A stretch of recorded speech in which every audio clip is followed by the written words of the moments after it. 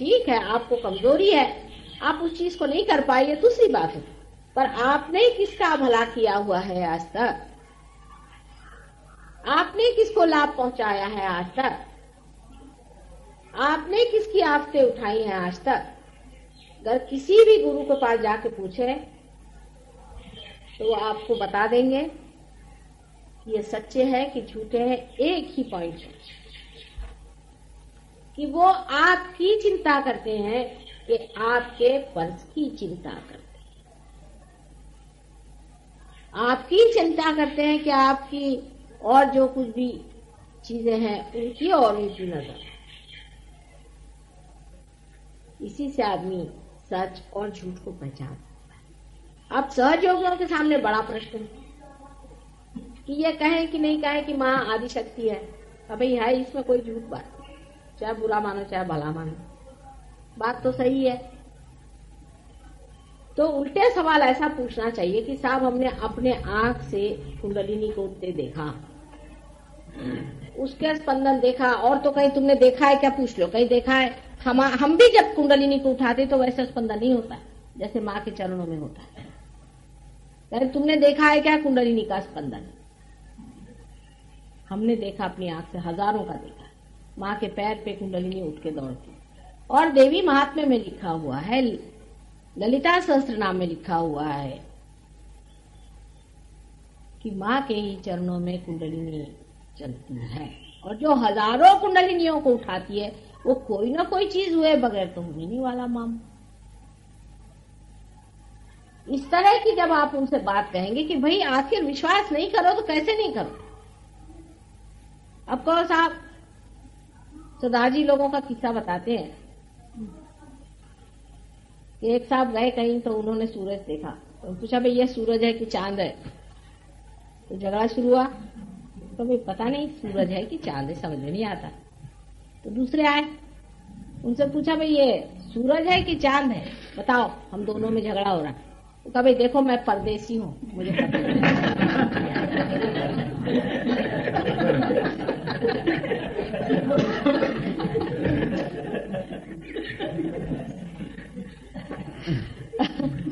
उसी प्रकार जिनकी खोपड़ी में ये घुस नहीं सकता उनको घुसाने के लिए आपको अब ये कहना चाहिए कि अच्छा भाई एक ही चीज करो तुम, हम तो समझ गए, अब हमसे तो इनको मना ही नहीं किया जा सकता क्योंकि हमने तो अपनी आंख से देखा, हमारे अंदर भी घटित हुआ, अपनी आंख से देखा है कुंडलिनी को 1000 बार डूबते हुए।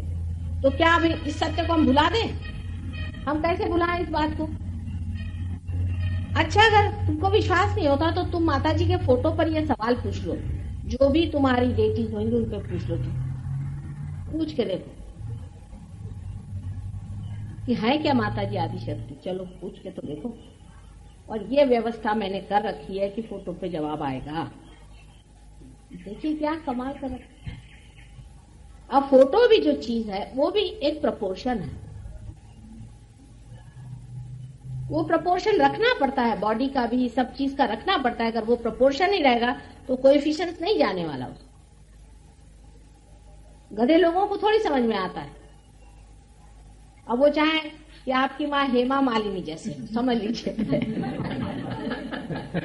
लेकिन क्या उस हेमा मालिनी से वाइब्रेशंस आते हैं क्या? उसको लेके करें क्या? उसका क्या अचार डालें? इतनी बेवकूफी की बातें लोग करते हैं। उसको सोचना चाहिए कि सब चीज परमात्मा ने बहुत विशेष रूप से बनाई और उसको बनाने में बहुत कुछ रचना करने में बहुत चीजों का विचार करना पड़ता है। शरीर के अंग प्रत्यंग हर एक चीज बहुत ही कमाल से बनाया। और फिर जिनको इस तरह से जब आप अचंभे में डाल देंगे तब उनके लिए आसान होगा कि सहयोग का सत्य वो माने। अगर सीधे उंगली घी नहीं निकलता है तो टेढ़ी उंगली से घी निकलना चाहिए। उनसे यही कहना चाहिए कि भाई हमने तो देखा अपने आंख से, इसमें निर्विवाद हमने तो देखा, हमारे अंदर वाइब्रेशंस भी आए और हम भी वाइब्रेशंस दे रहे हैं, हम भी लोगों को ठीक कर, इसमें कोई शक नहीं। अब तुमको विश्वास नहीं होता तो तुम चलो फोटो पर देखो, तुम अपनी तरफ से पूछो ना डंके की चोट पर। अगर बहुत ही बेकार आदमी हो तो दूसरी बात है, पर सर्वसाधारण अगर आदमी सरल हो तो हो जाता है। सर्वसाधारण आदमी अगर सरल हो और उसकी हृदय सच्चा हो और उसने वाकई किसी की तपस्या की हो तो ये काम बिल्कुल क्षण में घटित हो जाता है। ये आपने देखा होगा। इतना आसान है रियलाइजेशन देना आज सहयोग में, लेकिन इसके लिए जरूरी है कि आप में वो दृढ़ता आनी चाहिए, आप में विश्वास पक्के जमने चाहिए। जब तक वो विश्वास आपके अंदर पक्के नहीं, दूसरा आदमी फौरन पहुंचा लेगा कि ये डामाडोल है महाराज, ये बोल तो रहे लेकिन इसमें अभी उतना कॉन्फिडेंस नहीं। हमेशा जब आदमी बात करता है, वो अथॉरिटी से जब बात करता है, तो अंदेशा हमेशा रहता है कि लोग आपको ब्रांड मारेंगे कि ये तो, जैसे हमारे मराठी में त्या बाईंच्या नादी लागला, हमारे मराठी में है ऐसे शब्द, नहीं मराठी में हिंदी में भी है नहीं तो फिर कहेंगे कि त्यांनी भुरळ घातली। दुनिया भर कैसी चीजें हैं ब्रांडिंग, उस तरह से हर एक भाषा में, अंग्रेजी में भी है और हिंदी में भी है। हाँ क्या हो गई? हाँ, उनको भूल भुलैया में डाल दिया। इंग्लिश में भी है, अरे उस चक्कर में तुम कहाँ गए। सब तरह की चीजें हैं, लेकिन कहना भाई आने की बात क्या है, इन आंखों से हमने कुंडलिनी को उठते देखा है तो क्या हम भुला दे? हमने कुंडलिनी का चढ़ना देखा और हमारे हाथ से वाइब्रेशन जा रहे हैं और हमसे लोग पार हो रहे हैं, तो सब क्या भुला दे? कैसे भुलाए? क्या, ये तो बहुत मुश्किल काम है।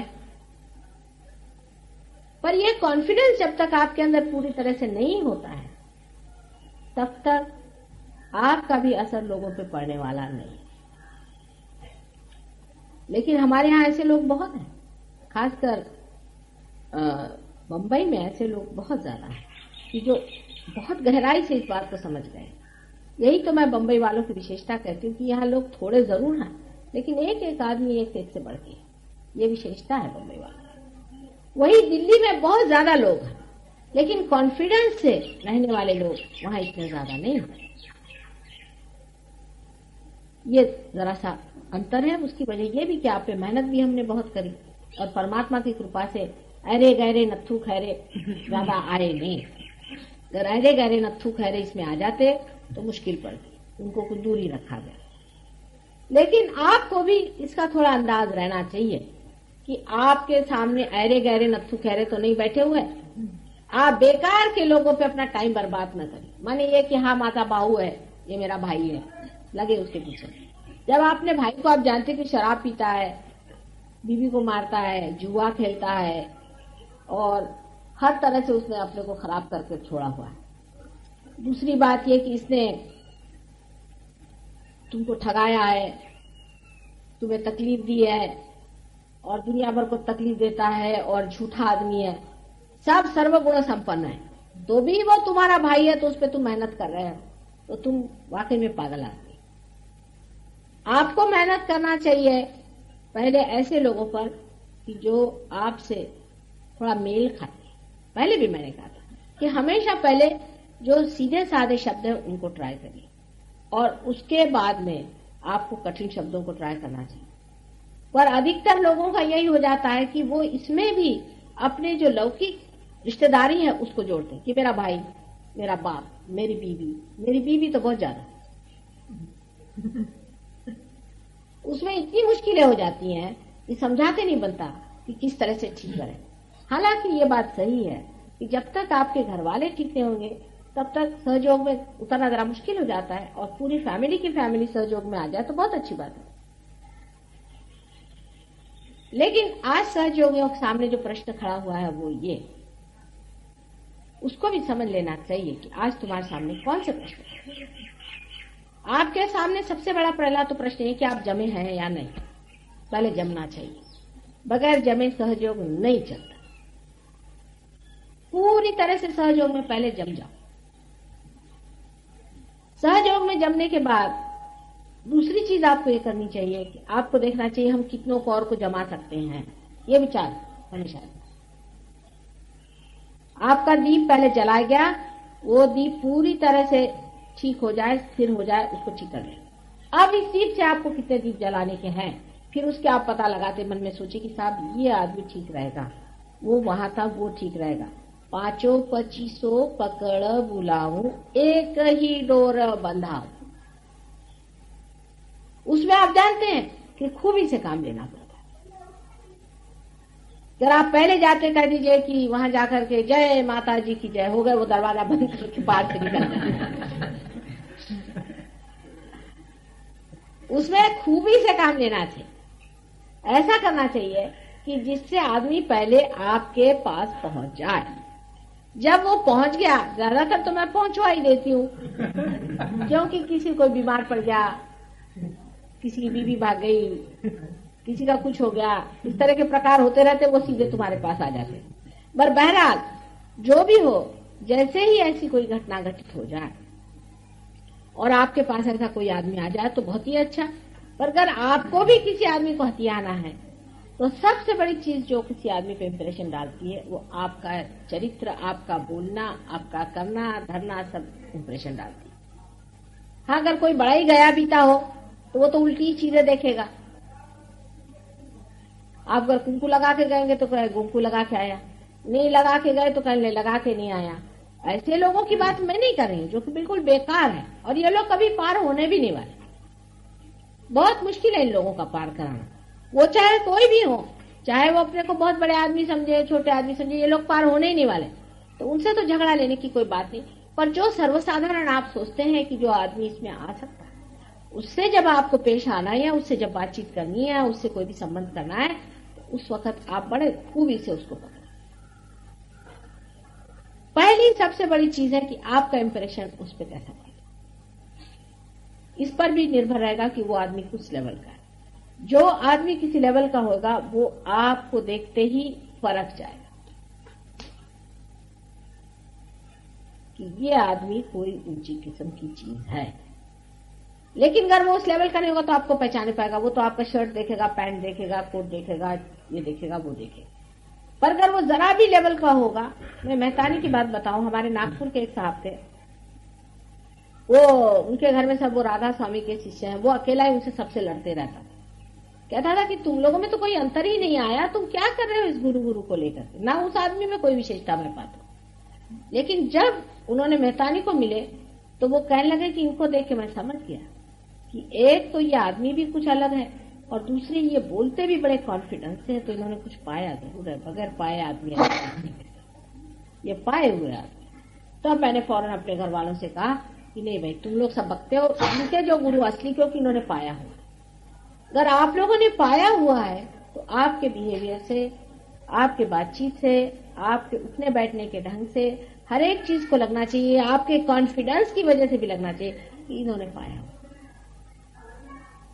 अगर उनको लगने लग जाए कि आपने पाया हुआ है तो धीरे धीरे वो भी इस बात को पूछेंगे कि आपने कैसे पाया, कहाँ से पाया, किस तरह से आप इतने शांत रहते हैं, किस तरह से आपका स्वभाव इतना मीठा हो गया। और ये जब तक आपके अंदर ट्रांसफॉर्मेशन नहीं आ जाता है, जब तक आपके अंदर ये मिठास और ये आपके अंदर बड़प्पन और ये सौंदर्य आपके अंदर नहीं चमकता है, तब तक आप किसी को इम्प्रेस नहीं करता। अर्थात मैं उन लोगों की बात नहीं कर रही हूँ जो छिछले हैं या जो सुपरफिशियल लोग, पर साधारण सर्वसाधारण लोग इस चीज को पहचान लेते हैं कि ये आदमी में ईश्वरीय तत्व है। तो सबसे पहले आपको जमना पड़ेगा, फिर ऐसे लोगों को पकड़ना पड़ेगा। उनकी पहचान ये है कि वो आपके तौर और तरीके से प्रभावित हो जाए। अब जैसे बहुत से गुरु लोग हाथ में चिमटा लेकर बैठते हैं, अधिकतर जो असल वाले होते हैं, वो आया उसको 4 चिमटे मार देते हैं, तो भी वो चिपका रहा, उसको बोलते जा बैठो, उसको बैठा दे।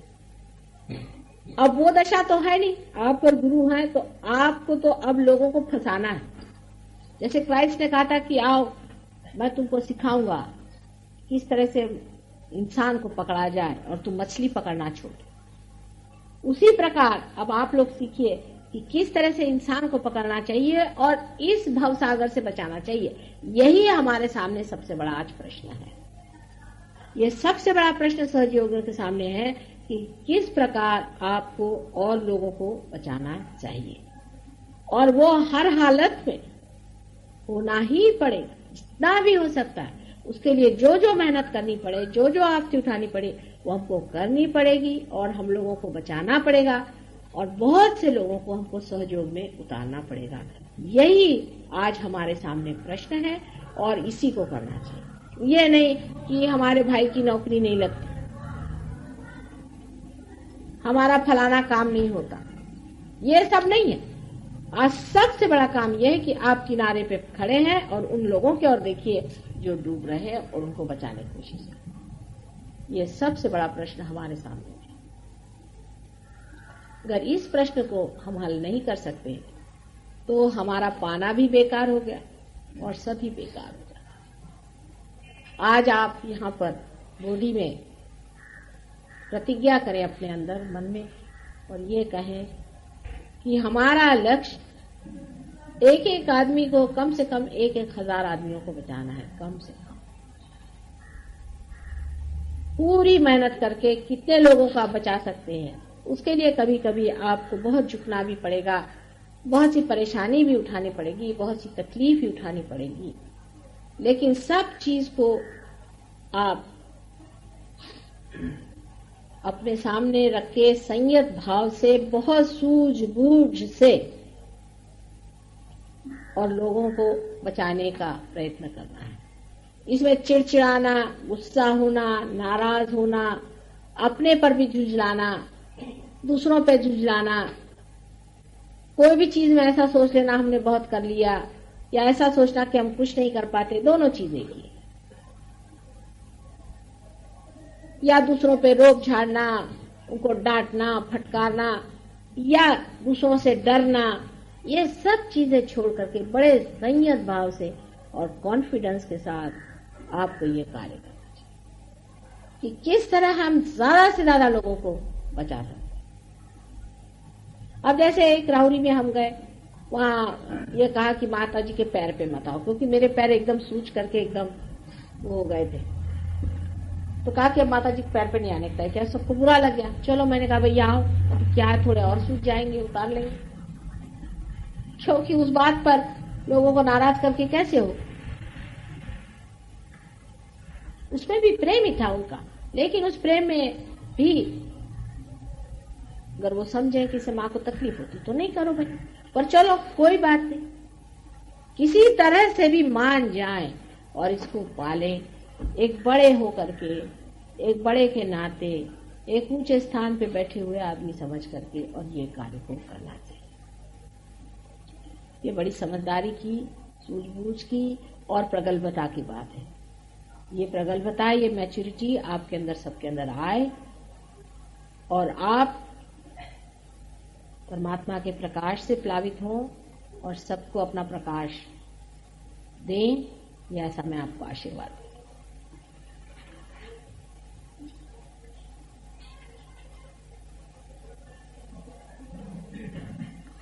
सांगता काय ना काय सांगितलं मी ते everywhere. So they take advantage of you. They take full advantage of you. They get your treatment and they give them realization, but they don't come to me or to the program. Then it's a very wrong thing, because then they again lose the connection. And you must know that by salvaging these people, what you are doing is to connect them to the primordial being. And that is what you have to do all the time. If you cannot do that, then again they are dropouts. So you be careful about it.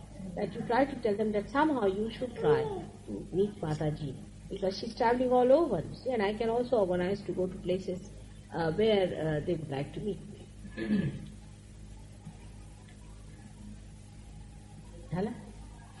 Now, what is the program? A platform which you have to learn how you are going to face people and how you are going to tell them about my coming.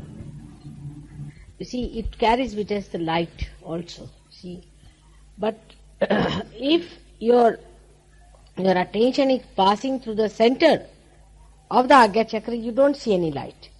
But if it is not passing through that, then what happens? Because your attention is outside, you see the light, because it is enlightening also, you see, and you just see the light, but not the Kundalini is not passing through, it just is stuck up there. And that's why, because of that light, your eyes go on like that, you see. People have seen even the complete complete flow of light moving up like that. But they have not felt the realization. They saw it coming up to the Agya, and then the whole thing dropped back. They saw it. See, they saw the Kundalini, how it was helping. The Adi Kundalini was helping the pure Kundalini. They saw it. Even this light rising is because of that, because your attention is still outside, you see. So you go on the flickering of the eye star. Then I tell you to fix up your eyes onto my figure. When you fix it up onto my figure and my face, what happens? The Chaitanya pushes you through your eyes into the center, you see, so that you see me as I am, but the eyes are controlled by the Chaitanya, and the attention that is inside, you see, is pushed inside that what you call the aperture in the Agya Chakra. So I always say that if you are fluttering your eyes, please pay attention to me, so that the Chaitanya works out through your eyes and fixes your attention to pass through. Because the light starts spreading on all the sides, and you see that light, you see, and the eyes go on like that. You cannot close your eyes. That's the reason for that. Then the second thing you said, that you are facing your Sahasrara on the thing. Yes, one of the reasons for Nirvichara is that. But also Nirvichara is a way to express the blessings of your mother. When she wants to bless you, see, you wrote the letter, she was happy. Just to bless you, you became Nirvichara. You see, it's the blessing. That's the grace, you see, that comes to you from your mother, that you become Nirvichara. That's one has to remember. If you do the things that I tell you, I bless you very much, because they are for your good, for your kalyana, for your mangal, and that's why you are blessed, and that blessing you feel as Nirvichara, because I am Nirvichara myself. So, well, now one more we can have. Sympathetic. If the sympathetic is too much activated, you see, then what happens? The parasympathetic system has your stored up energy, whatever it is. So it just sucks in all that. And when it is sucked in, suddenly the wave from the pelvic plexus down below starts. Because, you see, all the energies are released to the sympathetic. Because the sympathetic is so exhausted that whatever is the energy left in the chakras is released. Once it is released, you see, all that released energy, you see, makes you feel that the energy is rising within you, because it is rising through Ida and Pingala. Now this is the energy which is just sucked into Ida and Pingala. It rises up. And you can feel it going up and coming down and all that. But the after effects of this is this, that such a person, of course, in these experiences, people feel sometimes a horrible thing also, that they feel that there's a heat, liberation, sometimes they feel some sort of a scorpion bites going on, or some snakes coming up, and all kinds of things can happen in this.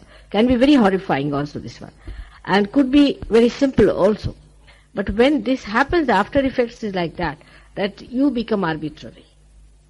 You see, sort of all this drug system started after that.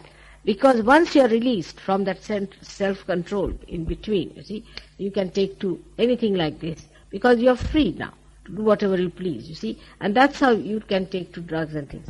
And this is what all these gurus are doing, is to take out the stored energy which is controlling you, suck them out onto the sympathetic. There are so many ways by they can do it. They can starve you, they can make you work very hard, they can make you tired, they can make you say some mantras, things. I mean, they make your sympathetic work so hard that ultimately a stage is reached where your chakras release all the energy that is stored in them and just get out of it, you see. So all this energy they will suck in, and a person feels, oh, suddenly something has happened. But in these circumstances, you see, you may have a big hollow in the head like that, as if like a mad person has. You see here a big hollow, and the whole thing is sucked in, and you get a hollow there like that. So many people get a thing. That is a very different, but because all that energy that was inside is sucked in. So it has become like a big hollow inside, you see. Like a mad person has too, the same thing. So this is the way people confuse between Kundalini awakening and the exhaustion of the sympathetic. Normally in the Kundalini awakening through Sahaja Yoga, you do not feel anything. It just goes up and works out. But sometimes, if there is, after realization, if there is an obstruction, due to certain combinations, it may be the obstruction may go out like that. But there's a tremendous difference between the two. That first, you release in the hands of the vibration start with that. But with the first one, you do not get, on the contrary, you get heated up. And you start avoiding yourself, escaping from yourself. And this starts, and that's how you get into these drugs. This is very much played by these gurus. You see, that's what they do to you. They exhaust you completely so that you cannot withstand reality and the present moment. And so you try to get into something. And once you try to escape it, you see, the whole release of the stored parasympathetic takes place, and the deities are broken, and you are broken. You become arbitrary. It's a cancerous sort of a thing. So that's not Kundalini awakening, but we would say it is more sympathetic system which comes into play.